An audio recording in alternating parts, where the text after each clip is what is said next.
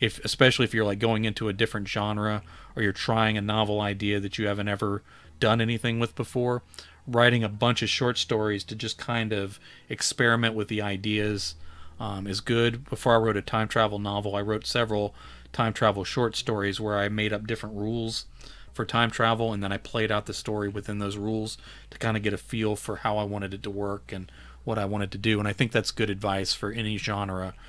You can play and experiment with some short stories. You may end up with some gold in the middle of there as you're preparing for a novel. But I think short story writing is a good laboratory when you're working on a novel idea.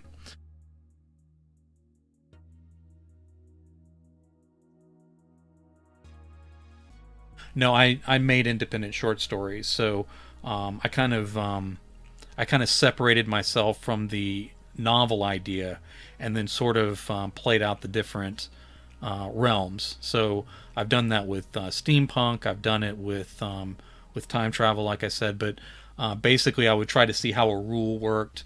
I would try to see how maybe heavier horror, which is not normally associated with time travel. I would see how that would play out. But I would come up with sort of unique scenarios, unique characters, and kind of play out the idea, and then figured out what I wanted to do with the novel itself.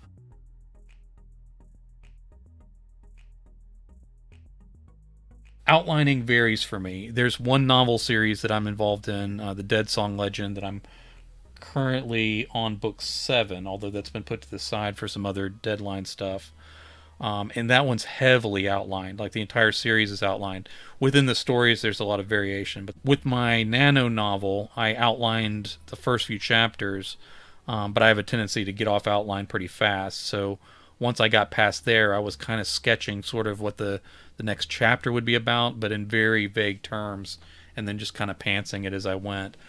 With short stories, especially, I almost always pants it. Like I very rarely outline much of anything other than maybe some character names. If there's some point of research that's kind of important, I'll kind of jot a couple ideas related to that, so I'm not stuck in the middle. But by the aggregate, I outline a lot less with most stories, both novel length and short story length.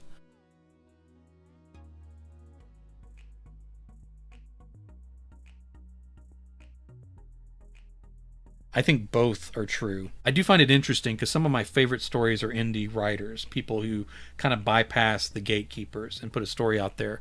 And it turns out to be these really unique tales that I don't think a lot of publishers would have picked up on. At the same time, around those gems of stories, again, you have all the mediocre, and worse than mediocre, you have terrible stories. So a lot of times you have to search.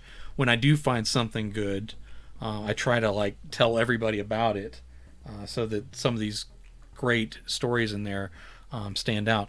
As a self published author, I've worked very hard to find editors I can rely on, artists that put the work together. I hire people to help format and make sure the books are done as professionally as they can. And even then, there's some quality breaks. I've had to break away from editors who miss too many things, and typos show up. Unfortunately, they show up in too many books now, even some of the big press ones, in ways that they didn't used to in the 70s and 80s, early 90s.